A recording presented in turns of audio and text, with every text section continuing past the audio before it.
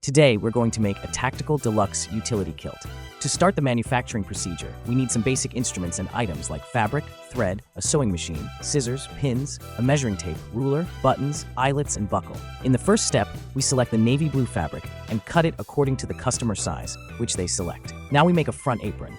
After that, we cut the panels to make pleats. We pin the pleats and stitch pleats across the top to secure from inside the kilt.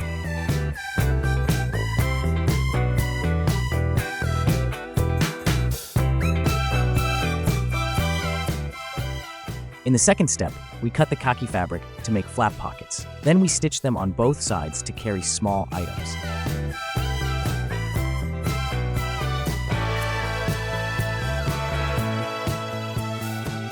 After completing this, we cut small khaki loops and sew them on the waist area.